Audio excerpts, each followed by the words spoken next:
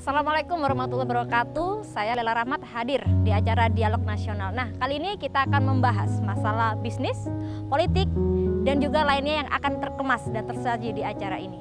Kita hadir di Jember bersama narasumber kita, Cak Salam.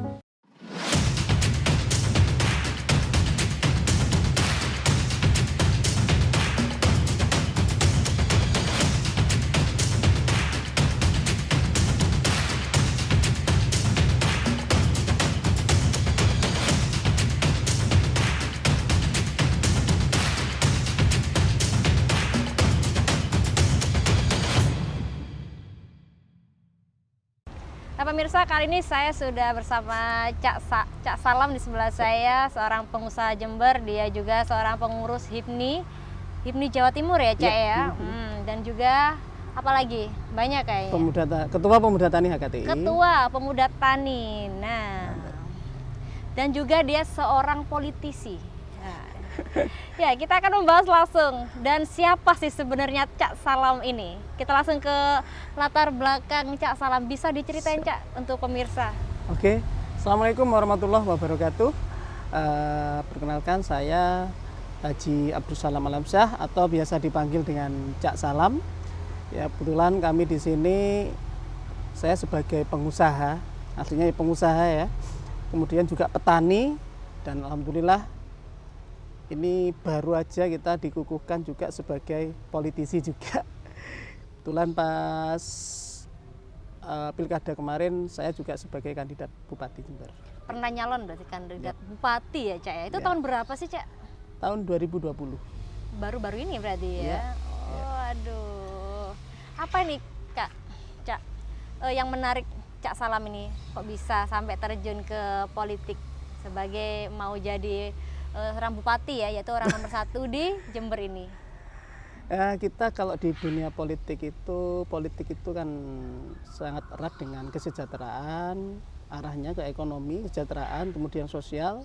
Kemudian yang paling utama dalam prinsip saya itu politik adalah pengabdian kita kepada bangsa dan negara ini.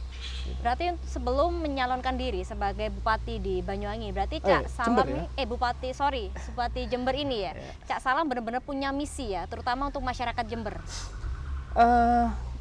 Itu niatan kita untuk bermanfaat lebih luas lagi buat masyarakat Jember, terutama buat Jember tercinta. Oh gitu. Banyak hal yang dilakukan sebenarnya. Ya kalau kita diberikan amanah kesempatan seperti itu ya, insya Allah kita ingin mendedikasikan diri kita benar-benar menjadi abdi masyarakat. Abdi masyarakat. Gitu. Ya barangkali beberapa tahun lagi bisa nyalonkan diri lagi nih. Ya itu ngalir aja lah. Yang penting kita saat ini fokus di dunia bisnis, dunia sosial. Karena hidup itu yang penting bermanfaat untuk yang lain. Khairun nas anfa'uhum linnas. Itu tujuan hidup kita. Sempat terhembus kabar ya bahwasannya Cak Salam ini juga sebagai pengurus HIPMI tingkat Jawa Timur. Nah itu. Terus tentunya dari mengurus organisasi sebagai pengurus ini ada sangkut pautnya sama dunia bisnis ya kayak. Nanti bisa dituangkan juga kepada masyarakat dan juga orang yang tergabung di situ. Ya kita kebetulan di HIPMI itu sebagai pengurus di Jawa Timur, kebetulan di bidang 7. Di bidang 7 itu fokus di investasi sama perizinan. Jadi kita ingin melinierkan perizinan mulai dari pusat, terus Jawa Timur hingga ke daerah-daerah, hingga tingkat bawah.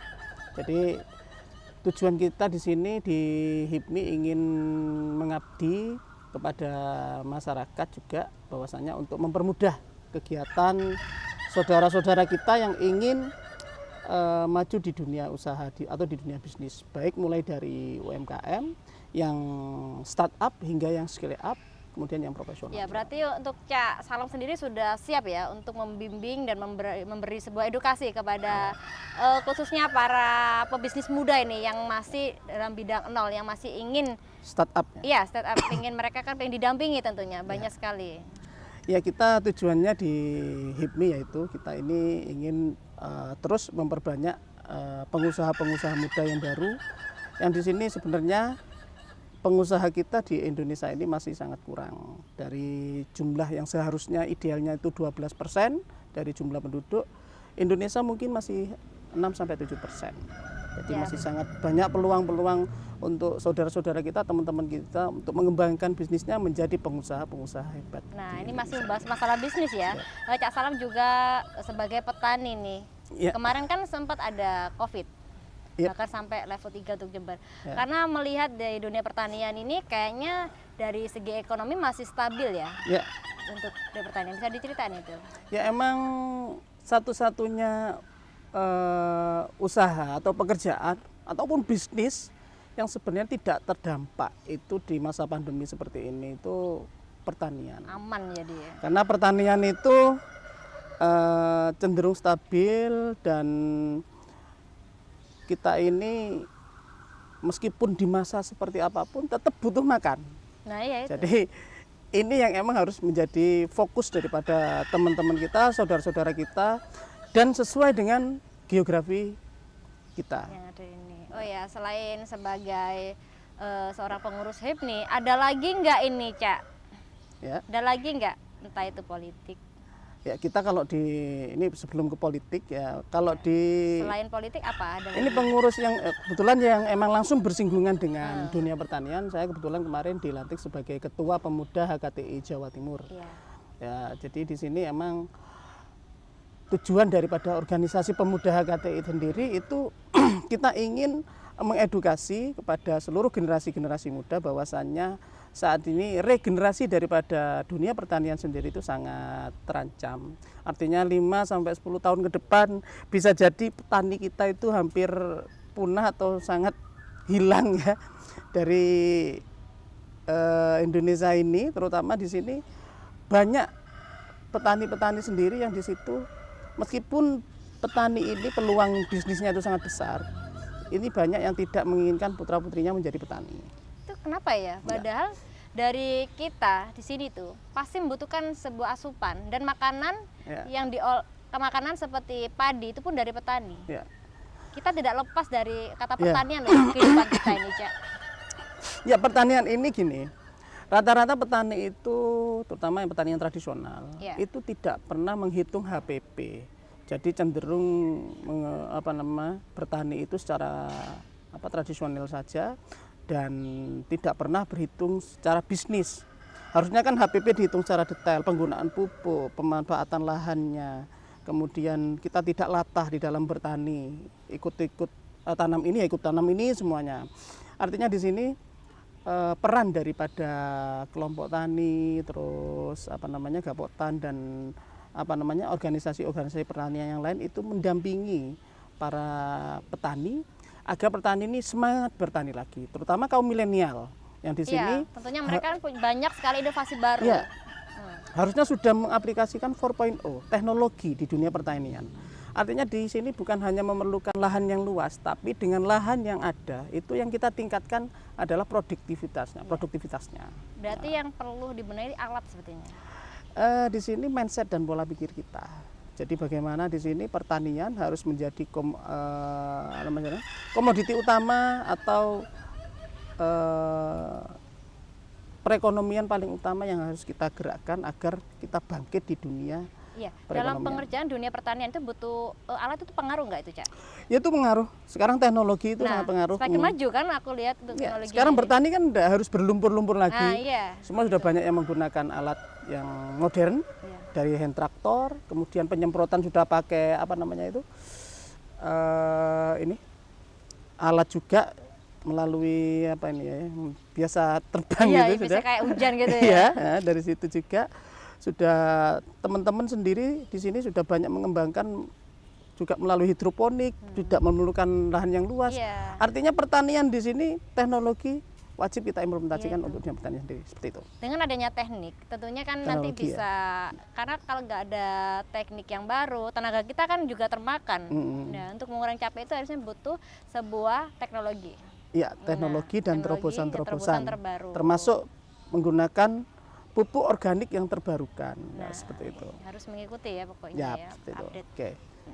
Oke. Pemirsa, kami akan kembali tetaplah di Dialog Nasional.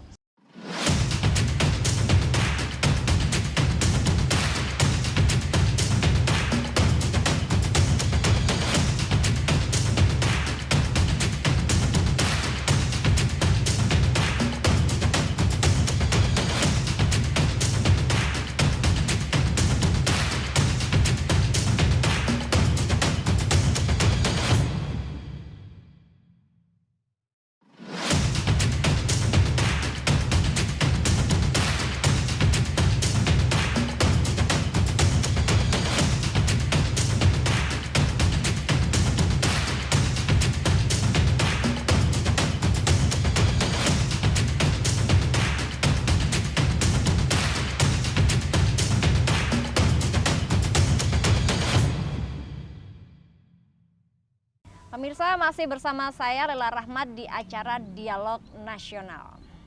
Nah, ini membahas terkait pemuda. HKTI tentunya sangat menarik ini Cak Salam ya. Perlu dijelaskan ini sepertinya. Silakan Cak. Ya, pemuda HKTI sendiri sebenarnya ini organisasi yang di sini dibentuk emang tujuannya untuk mengkampanyekan atau mengedukasi kepada kaum milenial agar regenerasi pertanian ini tetap terjaga. Tetap hidup ya, tetap ada terjaga generasi dan baru. Terus kita gerakkan, kita rangsang, terutama harus kita stimulus dengan program-program kerja yang di sini menarik masyarakat atau kaum milenial terutama untuk bertani. Berarti untuk kesempatan untuk yang lebih manula itu nggak ada untuk masuk ke sini? Ya, bisa aja? Semuanya sangat terbuka di sini. Artinya saudara-saudara kita yang manula di sini kan cukup kita edukasi, mengaplikasikan teknologi pertanian tersendiri. Tapi berarti usia nggak masalah juga sebenarnya? Nggak masalah dong.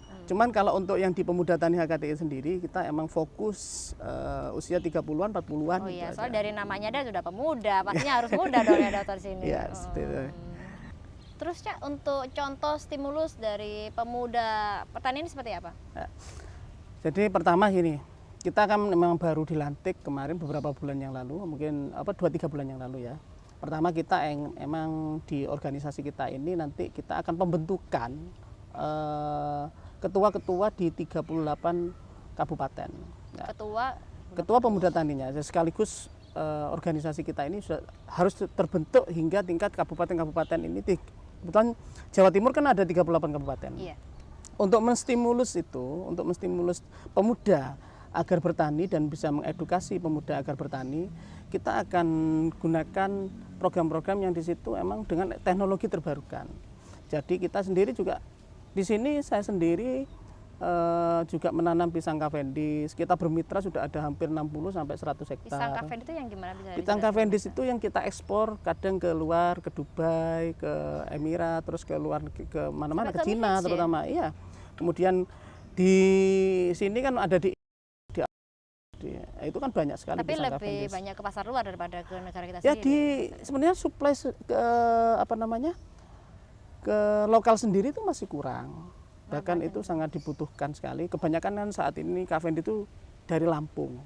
Tapi kita di Jember ini ternyata Jember, Banyuwangi, Bondowoso, kita sudah bermitra sudah hampir 100 hektaran lah, Probolinggo dan lain-lain. Wow, ya. Untuk pisang Cavendish ini. Ya, untuk pisang Cavendish. Jadi di sini dengan pupuk organik, dengan teknologi, kita juga bisa bertani, dan bertaninya tidak susah banget, itu malah lebih simpel. Kemudian di dunia pertanian yang lain itu masih banyak hal yang lain. Cavendish itu luar biasa kalau dikembangkan. Nah, kalau yang lain juga kita ingin melakukan riset tentang pemanfaatan tanah. Jadi tanah ini bagaimana kita bisa mengklasterisasi tanaman-tanaman yang sesuai dengan tanaman yang emang dibutuhkan atau yang bisa ditanam di situ. Ya, contoh kalau di Jember ini kan ada tembakau, ada edamame, ada lain-lain macam sebagainya. Tapi di padi sendiri itu yang kita upayakan, kita tingkatkan tuh produktivitasnya.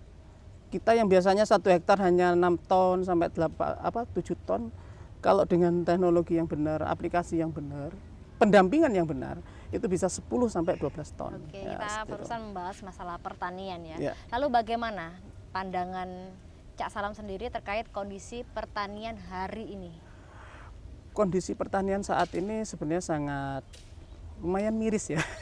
Mirisnya kenapa ini, Cak? Di sini ketersediaan pupuk, artinya suplai pupuk itu kadang sangat lambat. Tapi di sini tidak ada edukasi kepada masyarakat agar masyarakat ini semangat untuk tetap bertani meskipun pupuk subsidi mahal. Dengan cara apa ya? Paling tidak dengan pendampingan yang benar. Penggunaan pupuk, makanya menghitung HPP itu sangat diwajibkan.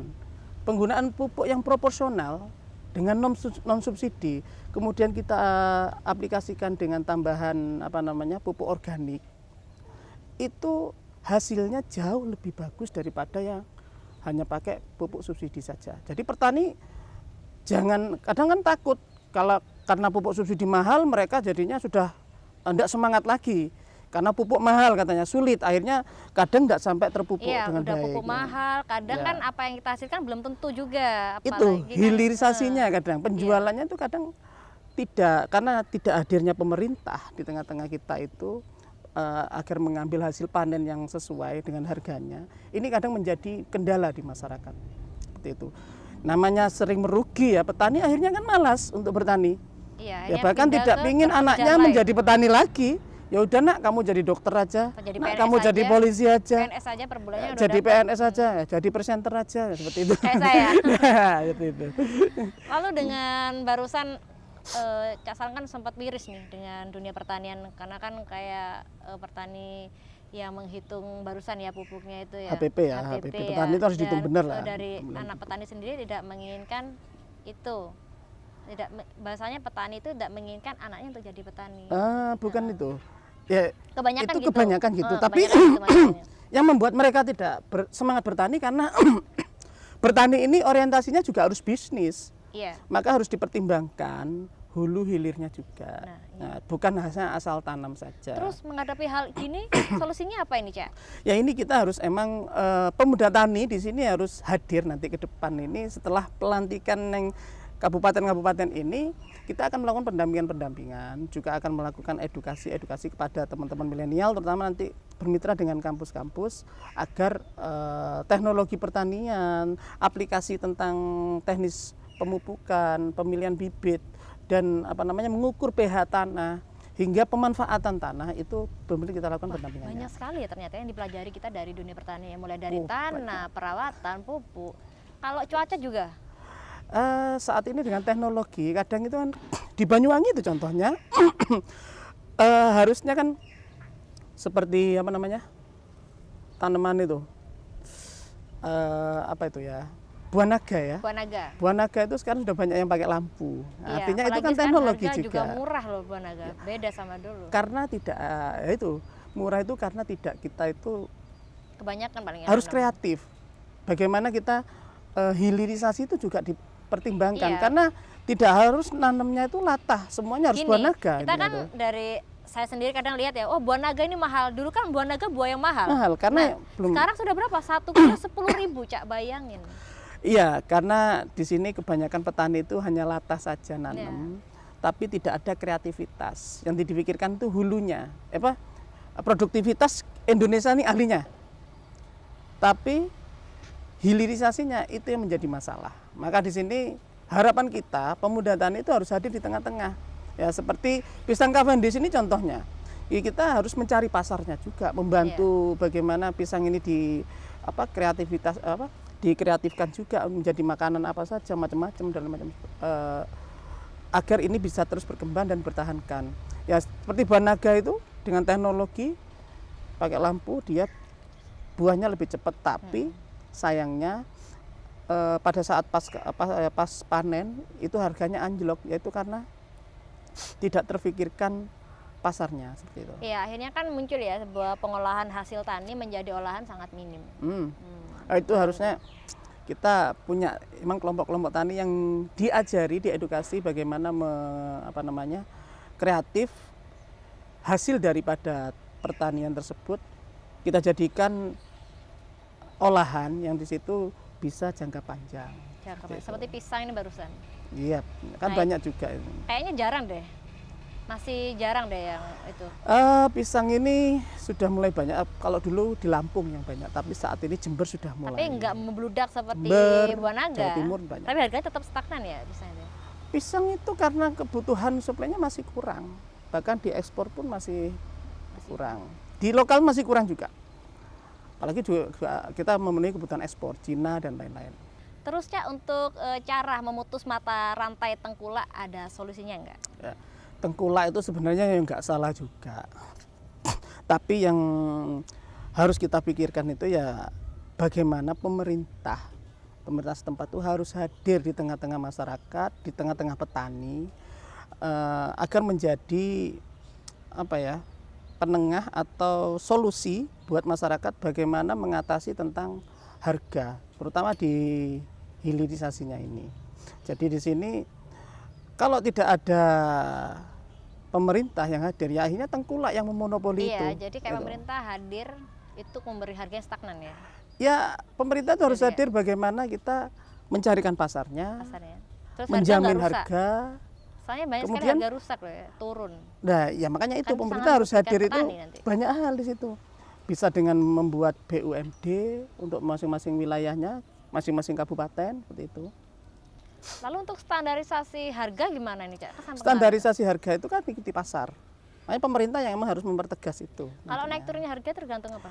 Itu fluktuatifnya itu dari kondisi keberadaan daripada supply. Semakin banyak itu akan turun ya. Sebenarnya nggak harus turun kalau pemerintah Nah, ini. hadir.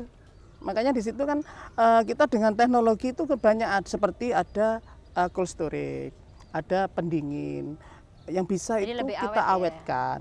Dan pada saat barang berkurang itu kan biasanya kan tinggi. Iya, Nah, semakin itulah- barang itu kurang tinggi memang. Nah, harus itu langsung pemerintah naik harus kan, hadir di set. situ, Kayak mensuplai sekarang itu. ini Lombok kan Ya. naik sekarang. Cabai itu kan seharusnya dengan teknologi Berapa, pemerintah. 100.000 ya? Wah, ini kalau cabai ini kalau sudah mahal ratusan ribu, kalau murah cuma ribuan. Nah ini, Nah, ini anjloknya kan- luar biasa sekali. Nah, Kenaikan.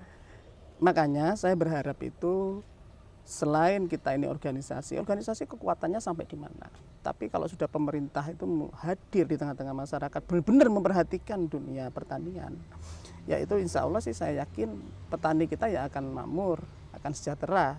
Nah, seperti itu. Karena dengan keterjaminan harga, kemudian ketersediaan daripada bahan, bibit dan lain macam sebagainya termasuk pupuk, ini selain bisa menstimulus petani untuk bertani, ya saya yakin negara kita ini ya emang pertanian ini harus menjadi komoditi utama untuk kita kembangkan. Oke, Seperti itu. Cak. Kita akan lanjut lagi obrolannya ya, Siap. tentunya setelah jeda para berikut. Pemirsa tetaplah di Dialog Nasional.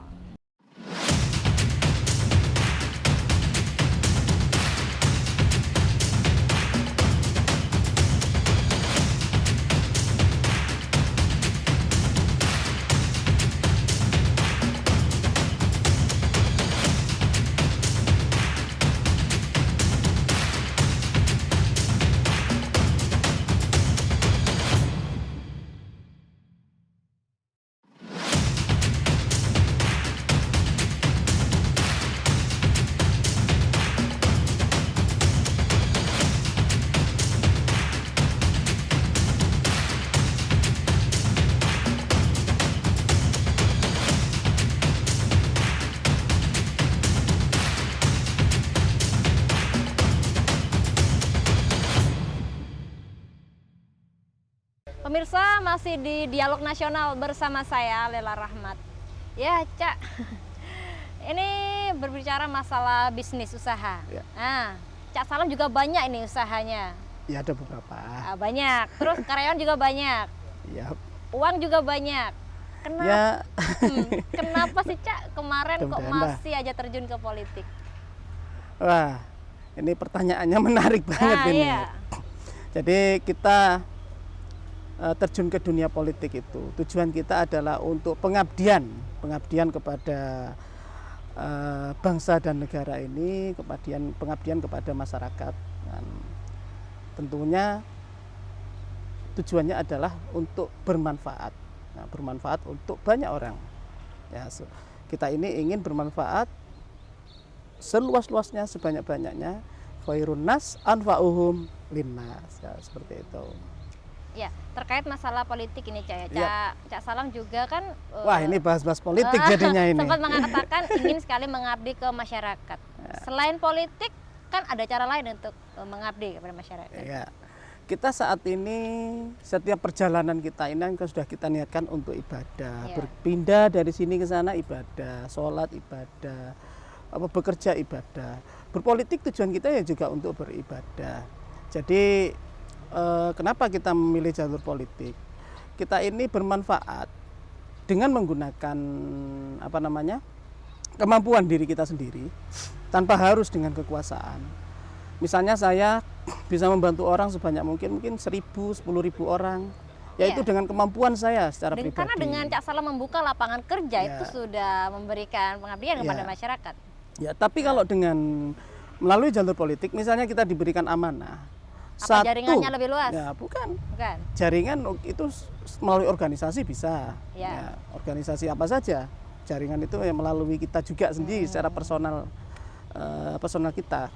Tapi kalau kita politik itu kan tujuannya pasti arahnya kan pada ekonomi, kesejahteraan dan kekuasaan.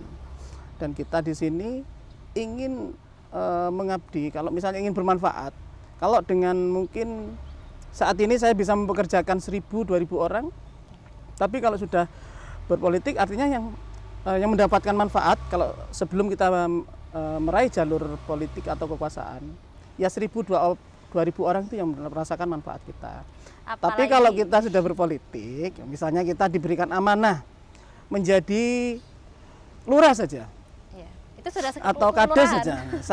Satu desa itu kan ada berapa ribu orang, itu sudah itu bisa merasakan sudah lebih besar lagi, apalagi tingkat kabupaten. Misalnya menjadi anggota dewan atau menjadi bupati, ya tujuannya yaitu sekali kebijakan kita, insya Allah itu manfaatnya untuk seluruh masyarakat Jember. Tetapi kembali lagi pada kita ya, kebijakan yang bermanfaat tentunya. Dan emang katanya berpolitik itu surga nerakanya dekat. Sekali kita membawa kemanfaatan, insya Allah yang merasakan seluruh masyarakat dengan jumlah penduduknya. Tapi sekali kita mengkhianati masyarakat atau bersalah, ya dosanya juga kita yang menanggung semuanya, seperti itu. Politik berpengaruh dan jaringan juga lebih luas. Dan misalnya nih, jadi bupati tingkat kabupaten, pastinya bisa melingkupi Kabupaten Jember ini. Nah, ada sih nggak Kak keinginan untuk menyalonkan lagi sebagai Bupati Jember? Nanti. Kita ini saat ini kan kebetulan tetap berpolitik lah, karena kita sudah mendedikasikan diri kita bermanfaat untuk banyak orang. Jadi kita lihat aja, yang jelas kalau saya itu, kalau pemerintahan ke depan ini baik, bagus, ya insya Allah kita juga akan kawal dan kita dukung. Yang jelas saya sendiri juga sebagai ketua partai di sini, kebetulan salah satu partai. Jadi saya juga punya beberapa anggota dewan yang di sini juga mengawal kebijakan-kebijakan dari pemerintah daerah di sini. Berarti ada ya keinginan untuk jadi bupati itu?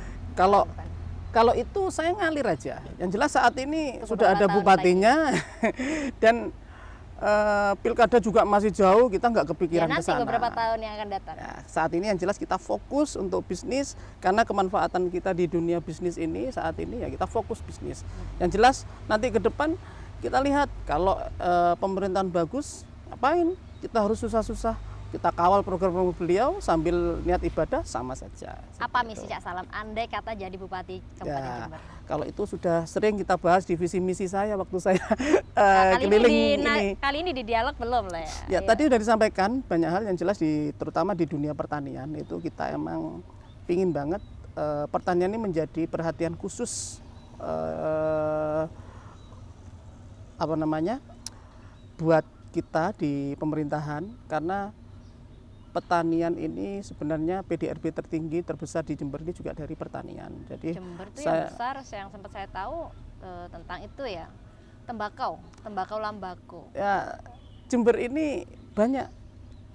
Kita ini sebagai kota tembakau, katanya beliau kan seperti itu juga. Jadi ada cerutu yang paling menarik ini, ya, kita ini terbaik di dunia tembakaunya. Ya. Terus kemudian ada juga edamame. Edamame ini yang paling bagus bisa ditanam juga di sini. Dan banyak hal yang lain. Kopi juga kayaknya. Kenapa? Kopi juga banyak kayaknya. Kopi, tembakau, edamame, ya banyak padinya, semuanya. Ya. Ini sepenggal tanah surga itu sepertinya emang ada di Jember. Ya. Kayaknya cocok nih untuk mempromosikan Jember. Ya, saya sangat mencintai Jember, maka saya ingin bermanfaat di kota Jember ini melalui jalur apa saja. Jadi tidak harus menjadi bupati. Kalau saya masih menjadi pengusaha, ya saya harus bermanfaat menjadi pengusaha. Kalau dikasih amanah menjadi bupati, ya kita akan totalitas mengabdikan diri pada masyarakat, membenahi Jember. Jadi ngalir aja ya, nanti kalau ada kesempatan ya ayo jalan gitu ya. Ya, kesempatan itu jadi bupati ya jadi bupati. Yang penting ngalir. Kalau saya ngalir aja. Seperti itu. Ya. Cak, ini saya pengen tahu nih Cak, usaha yang digeluti itu mulai dari mana aja? Nah, usaha kita Yang jelas karena kita terlahir dari Tani. seorang buruh tani, pertanian tetap menjadi usaha kami, bisnis kami. Ya, jadi saya juga nanam beberapa hektar padi, menanam beberapa hektar Cavendish, juga ada kebun, ya ada durian dan macam sebagainya. Yang jelas saya juga trading di dunia di bisnis pertanian, terutama di Cavendish. Kita juga lagi bikin ini pabrik rokok, alhamdulillah. Insya Allah start di bulan 2 ini. Rokok apa, cerutu?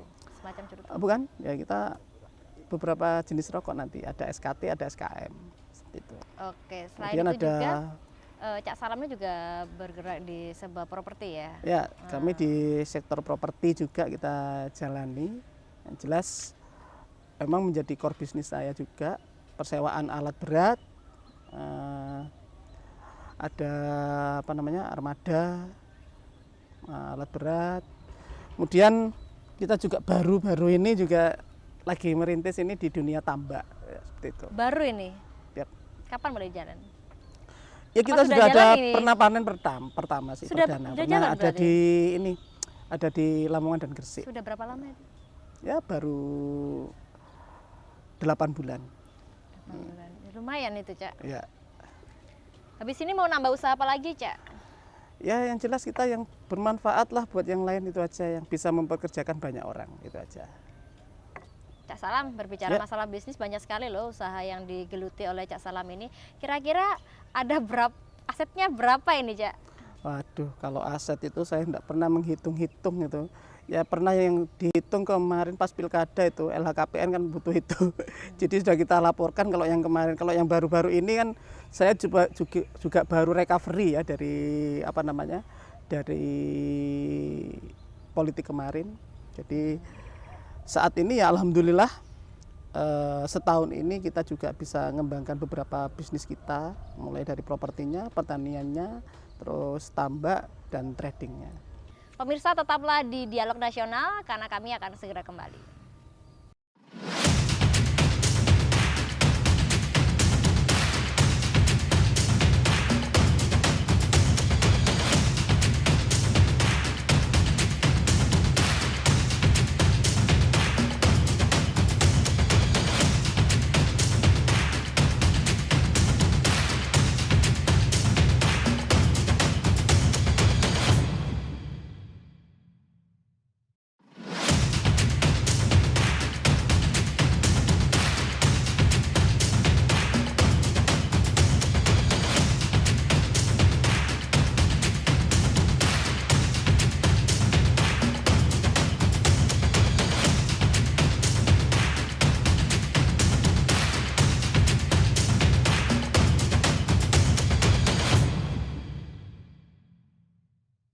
Pemirsa, masih di Dialog Nasional bersama saya, Lela Rahmat.